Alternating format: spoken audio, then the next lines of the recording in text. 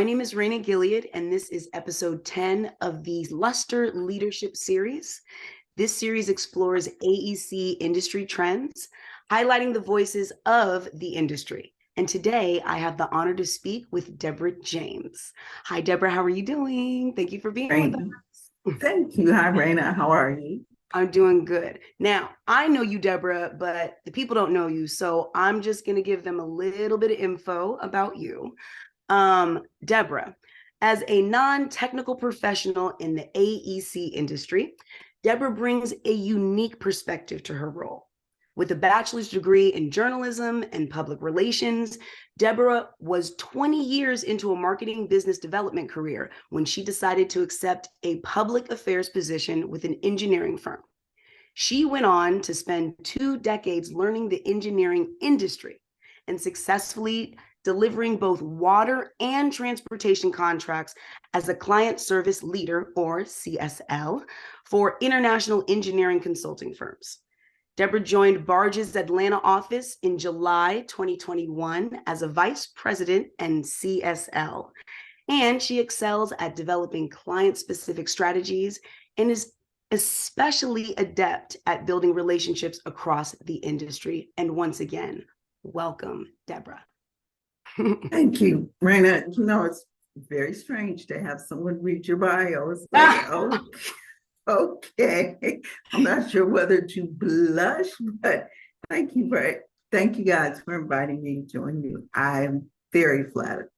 Oh, we're so happy to have you here. And you know, this is like exactly what we've been wanting to do, is to find individuals like yourself to interview for this series, because you have a lot of knowledge to give and to share. Whether you believe that or not, we know that you do. So that's why we wanted to have you here for this series. So thank you again for being here. Oh, my pleasure. So I'm going to jump into it. And we're just going to start with our first question here. I want to know, what are you seeing consultants do to remain competitive and to differentiate themselves from competitors? So as you mentioned, I'm actually in Atlanta, which is a competitive, rich environment. I mean, the number of AEC firms in this market is crazy. And they continue to come. We keep hanging out a sign saying no more, no more. They keep showing up. So I think what has to happen in this environment is that your focus then goes to how do we serve the client, right? That means that you communicate more, you're more collaborative. Yes, I can actually say that word. Yeah, I can't, but I'm glad you can. You listen better. Your goal is not to simply meet expectations, it's to go far beyond their expectations. You bring to the table technical innovations, your subject matter expertise, and thought leadership. In other words, you need to show up with that which the client cannot provide themselves at the highest level. And then the other thing that I think you see is you're more of a focus on building diverse teams, because you got to bring other perspectives to the table. It's, you know, what you can't do is we show up, same folks every time. There's nothing new, there's nothing innovative, there's no different perspectives. So I think you see that more and more in an environment that is saturated with competition. Yes, yes. So true. And again, it really is about not just diversity of the sexes, you know, having men and women present. It's also cultural, ethnic diversity. You know, the more people with more life experience in one place have more perspective and ideas. So I completely agree with that. So yes, thank you. So there are a lot of small businesses that are being bought by larger firms, and it's shrinking the pool of qualified small businesses for the large firms to team with. What do you see as the long-term consequences of this? So I had to kind of stop, take stock, look around. I think that the larger firms are buying these smaller firms, and what it does essentially is expand their services, but it also reduces their need to team, right? If right. I can offer every service, and if there is no requirement by the client for me to team, that means all the work is mine, and thus all the profits mine, right? All the revenue is mine. I think it's interesting you say small firms, which very much is true, right? I mean, you look around at the AEC firms and they keep getting bigger and bigger and bigger. I work for one of the few companies that, and I think that's a fair statement, that is still employee owned. Oh, Yeah, yeah, and you just don't see it as much. I also work for a firm that only has, it has a little less than 500 employees, which when you think about every other firm I've worked for, and I've worked for 4 other firms, they were all anywhere from, I think the smallest might have been 5,000 employees wow. to 12,000 employees. So a big difference. Yeah. But I would also say what you don't see are these firms buying the MFDBE firms, so the minority female disadvantaged business enterprises. And that doesn't happen as frequently for a reason. It's the valuation of the firms, right? Because part of how a firm is valued is based on the contracts they have. Right. If your contracts are held or won because of your minority, female, or disadvantaged business status, when a majority firm purchases you, those contracts, you could essentially lose them, right? Right. So you don't see that as much. I think one of the unintended consequences of the purchasing of the smaller firms is who do you team with, to your point, right? But here's the thing. So the pool gets smaller. Maybe the best way is, for instance, I pursue an opportunity. I need to find a firm, if it's for City of Atlanta, say, that I can JV with, right? All of a sudden, the pool that I can JV with has shrunk. Right.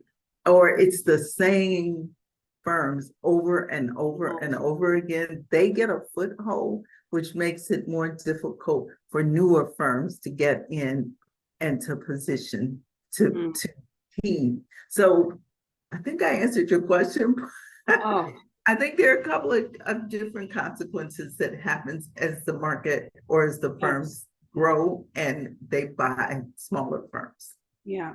No, that was, you answered it and you gave me more info about it that I hadn't really even considered. Because the thing is, these sort of things are also case by case. You know, there's kind of the large general of what happens, and then there's individual cases of things that are sort of even more explosive or less explosive or what have you. Right. Scenario. Yeah. Yeah. So as ladies, as women, this next question area is very important to me. And I think, no, I know important for our viewers. Okay. This is what we want to know for sure, for sure. So women in leadership roles in the AEC industry continue to be an uphill struggle, right? This is amplified for women of color. We know this. But how does the industry fix this? How do they work on trying to improve this so that we're not year after year saying, oh, there really aren't a lot of women in these leadership roles. Oh, there really aren't really a lot of, people of color, women of color in these roles. But how do we fix it? What does the industry need to do? All right. So I think a couple of things. I think first and foremost that there is an onus on the women that are already in the room to make sure that they keep the door open and they bring someone that looks like them into the room, right? So one of the things, there are different things that I think the industry and companies specifically as a whole can do. But I think if you've walked the path, you understood what it took for you to get there, then reach back and you bring somebody along. That's first and foremost, right? I love that, by the way, reach back. I feel like that's like my new hashtag or something. Reach back. I love reach back. Yes. Well, I mean, it does matter, right? There is, I mean, as you said in my bio, which you did not say out loud, I've been working a long time, right? I am deep into this. And I think no matter where I've worked early in my career, someone helped me.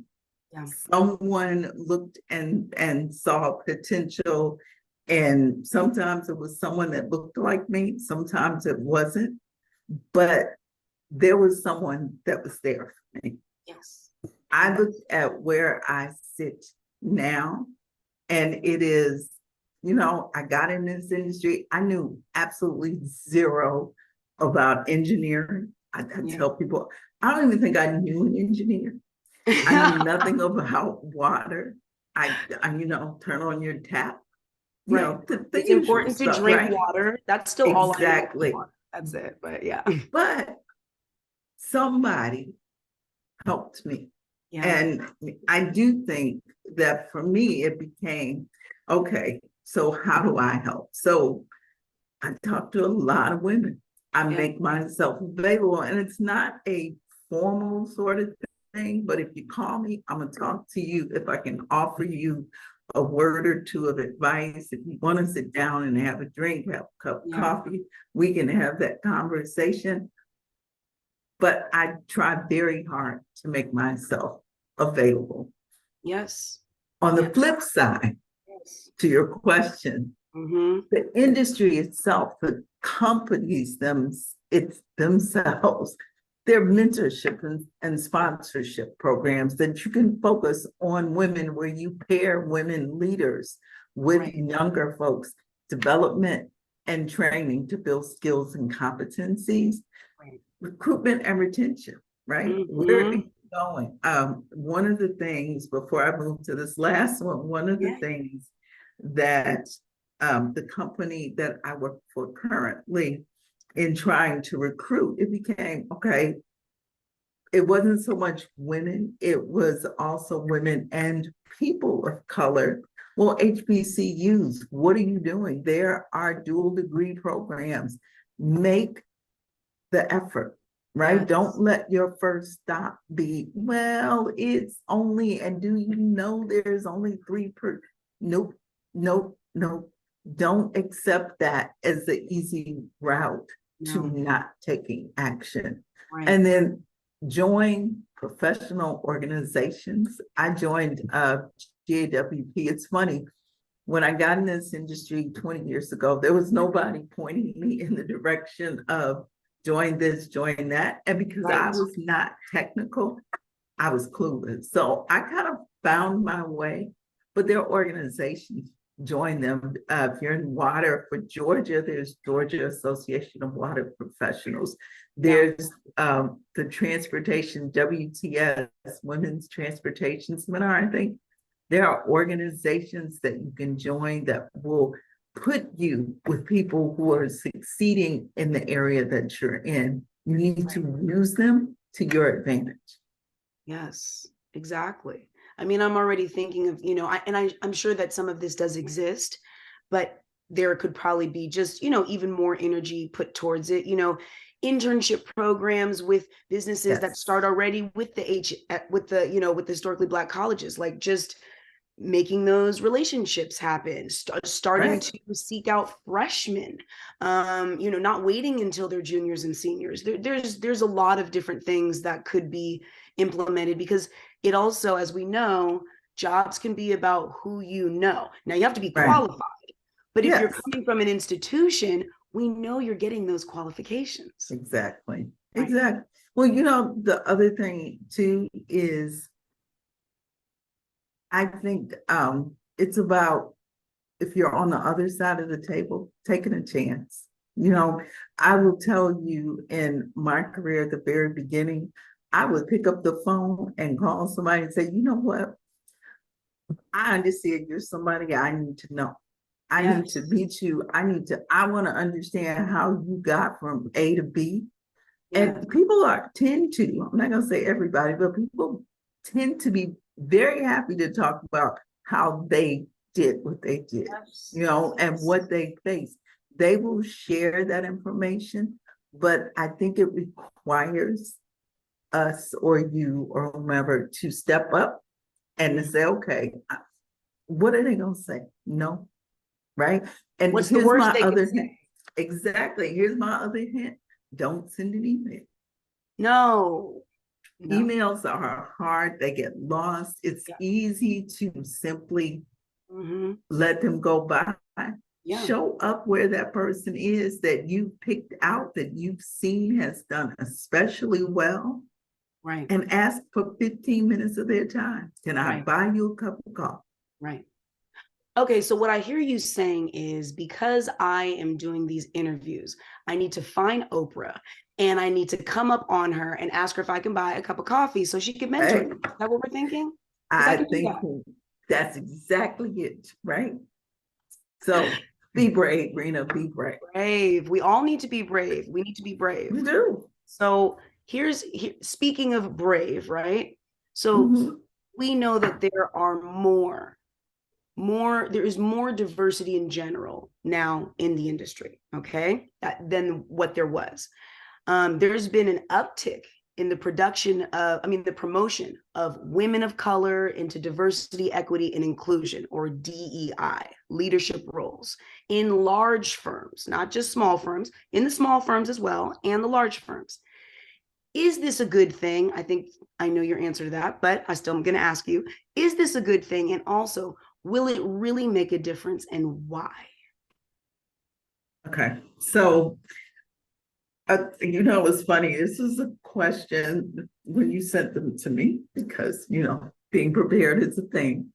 So I looked at it and I kind of struggled with it, right? And so some of this, the natural skeptic in me, as I've watched the DEI efforts kind of coalesce, the natural skeptic in me was, okay, so this happened because of a specific act, right?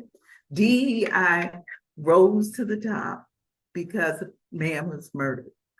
So the natural skeptic in me went, okay, so what about before, right? Where was the commitment before? Then I put that aside and I said, okay, the commitment is here. I look at the different ways firms are addressing it. Some, exactly as you said, they put women of color in these roles. They found, and it's not just putting women of color, it's putting knowledgeable, experienced, well-trained, right? Qualified. Exactly, who can develop, because this is a let's develop a strategy. Right. Let's develop a plan, right? Let's figure out how to achieve the goals that we set for ourselves. That's right. I think there are definitely advantages to women of color being put in these positions. I think it's the perspectives they bring. I think their experiences. I think they bring an understanding not just of, I'm a woman of color, I'm a Black woman, I'm a woman, right? So they bring an understanding because they are part of not one, but two underrepresented groups.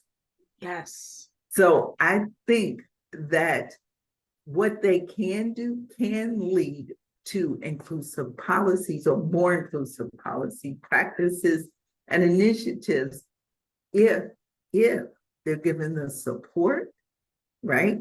And if they have the leadership levels back. Because what this requires is being brave. Being brave. Okay, so as you were talking, the historical person that I thought about was Sojourner Truth. And the reason is because Sojourner Truth was so active in the women's movement. And there is a famous speech of hers where she says, "Ain't I a woman?" And the reason Right. she is saying that is because, okay, yes, you're looking at me, I'm Black. We understand that. But ain't I a woman? I'm a woman. And it's exactly what you said. I am holding these two identities that are extremely important to who I am. Right. But because I'm holding both of these identities, I am able to think about a lot more people and what they need. Let's just say, as an example, comfort in the work environment. A woman is thinking about different things than a man is when it comes to comfort in the work environment. A person of color is thinking about very different things. So, Your experience, right? I mean, we are the sum total of our experiences. And it's funny because I think I had a conversation recently, and it is woman, it's color, it's generation, right? yes, I a conversation with me and a conversation, the two of us talking, yeah, the perspectives, because the experience is different. You right, know, I started working 43 years ago. right, My road, yours will intersect with mine, but I yeah, had a long runway before you got there, and there was right, my experience was yeah, different. that's right. So Yeah, it's just like, I want to take this interview and I want to post it on the Lester Instagram and everything. And I know you're not going to watch it. I know you're not no, going to watch it, I'm Debra. not.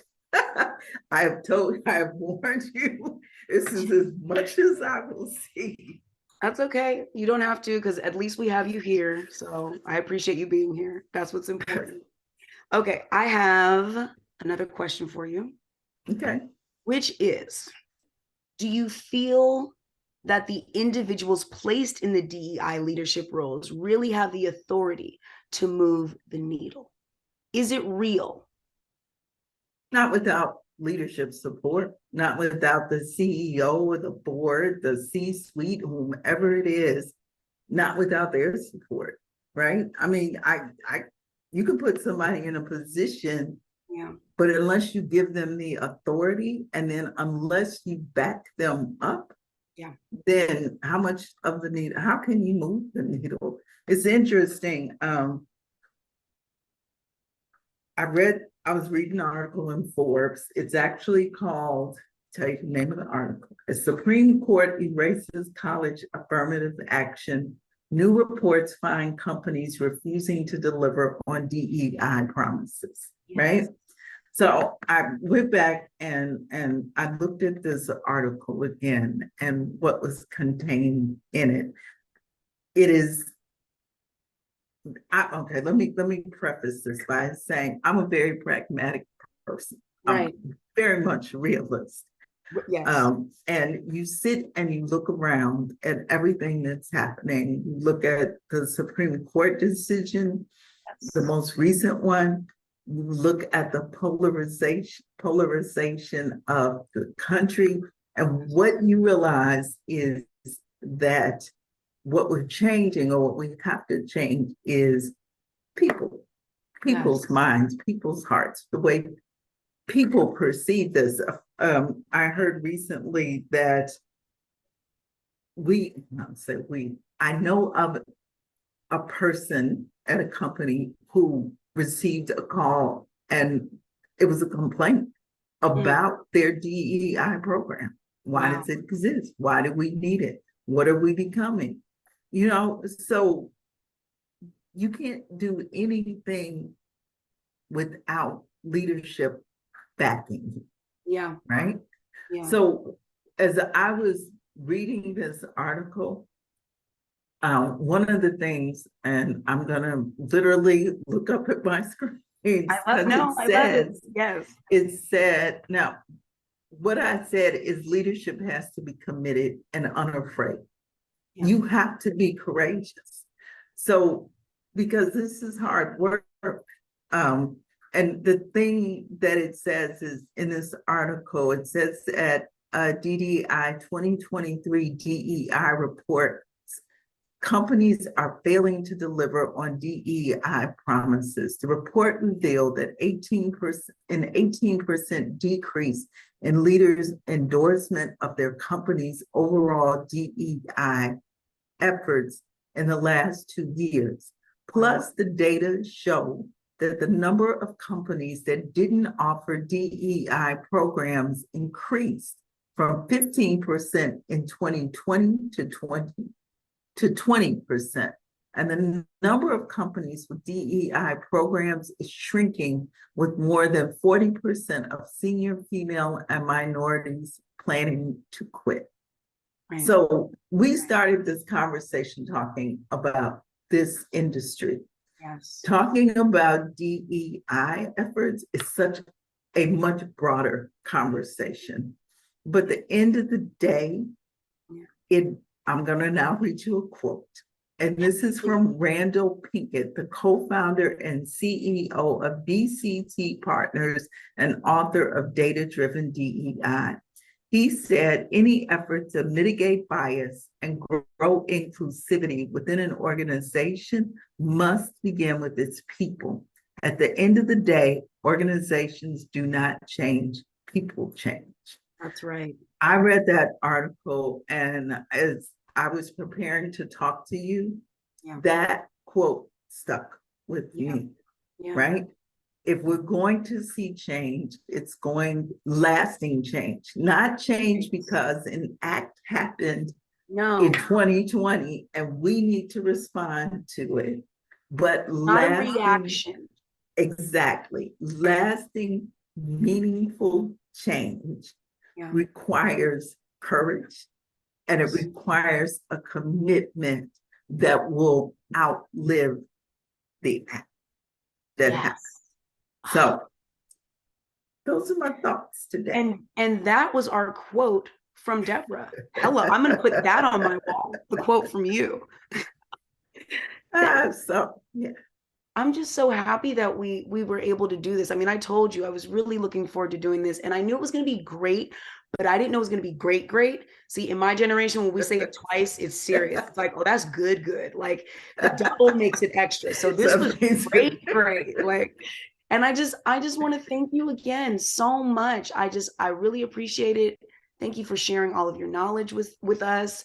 I'll be following up with you just because I'll probably have things I just need to ask you about in life, because you know things. So you live long enough, you learn a few things, and I am always available. You know, I have to throw this in. I love Luster National I met Robert years ago, and I was impressed from the very beginning. I think every company I've worked at, I've looked for opportunities to work with you guys. There is nothing better than to find a minority company of this caliber. So I appreciate you wanting to talk to me. I very much enjoyed it. I will never look at this. So I'm trusting you right now. I am trusting you to take care of it. I am not even going to follow up with you and say, here's the link so you can see it. I'm just going to say, thank you so much. It's out in the world, just letting you know. Yes. Great. Yes. Well, thank you so much. It's been a pleasure. Yep, absolutely.